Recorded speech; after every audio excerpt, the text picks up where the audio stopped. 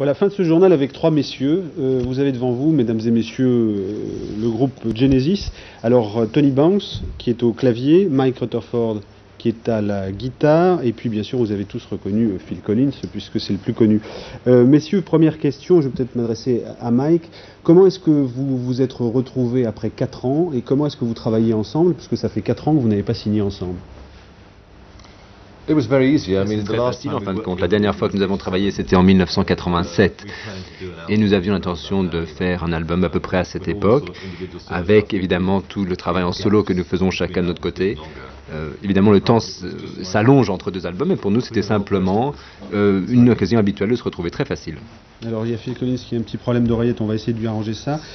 Tony Banks, quels sont vos thèmes d'inspiration? Alors, votre compact s'appelle Weekend Dance, hein, et dans les thèmes d'inspiration, il y a les enfants martyrs, il y a les télévangélistes aux États-Unis, il y a également le thème de la charity business. Quels sont les vrais thèmes qui vous ont inspiré? Pourquoi avoir choisi ces thèmes-là? Écoutez, lorsqu'on écrit les paroles d'un disque, on s'intéresse à son public et on veut écrire des choses auxquelles on croit quand même. Alors, il y a plusieurs raisons pour chacune des chansons. Il y a plusieurs paroliers également qui ont chacun leur propre motivation également. Certaines des chansons sont censées être marrantes justement sur les télévangélistes.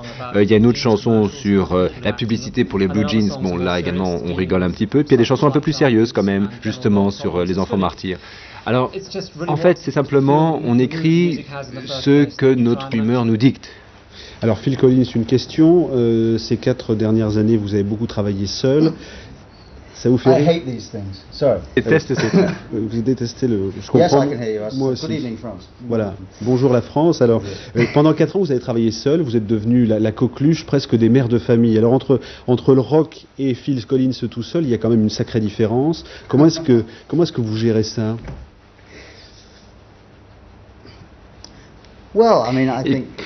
Enfin, bon, il faut faire le plus de choses possible dans la vie, avoir plusieurs cordes à son arc. Moi, j'aime bien faire le rock, mais également être agréable à d'autres. Ce qu'on fait à Genesis, c'est très différent de ce que l'on fait en solo, et c'est ça qui rend la vie, notre activité intéressante. Ça nous élargit nos horizons, ça nous amène à faire d'autres choses. Je voudrais qu'on regarde un petit extrait du clip qui va avec cet album. Peut-être un mot avant, c'est un titre qui s'appelle No Son of Mine. Est-ce que vous pourriez expliquer un petit peu le titre et le contenu de la chanson, Phil Collins?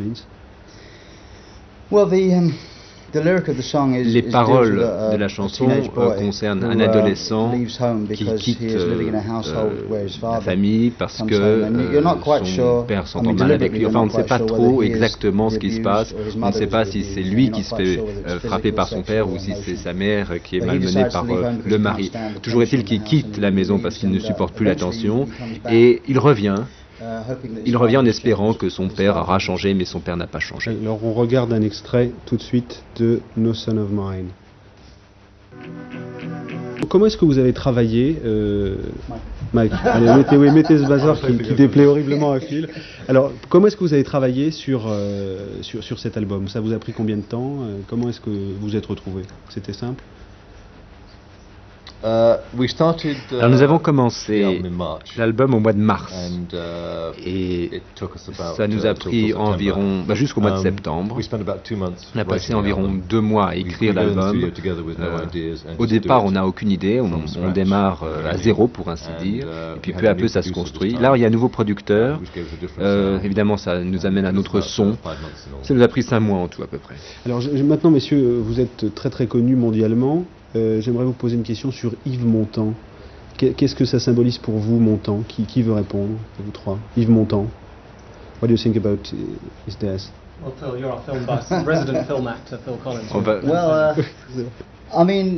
The language with foreign film stars avec in England, les vedettes de cinéma étrangères en Angleterre, on a du mal à s'adapter parce qu'effectivement, ça ne se transpose pas exactement. Évidemment, on sait qu'en Angleterre, qu'Yves Montand est un acteur français, mais ça n'est que dans les cinémathèques spécialisées qu'on montre les films en version originale la plupart du temps, ça se perd. Alors on dit que Yves Montand était un acteur remarquable, il a fait l'histoire du cinéma français, mais moi j'ai jamais vu ces films.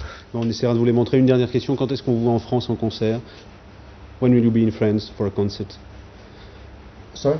Quand serez-vous en France pour le Oh, concert? sorry. Even with this. Bon, now. je ne comprends même pas avec l'écouteur. We'll be coming to Alors, France, nous arrivons au mois de juillet de l'année prochaine. Ah bon, on a encore le temps de vous écouter. Alors. J'ai compris. I'll have my hearing. Bon, on se quitte avec un autre extrait de votre clip. Messieurs, merci, c'est la fin de cette édition. À demain 13h.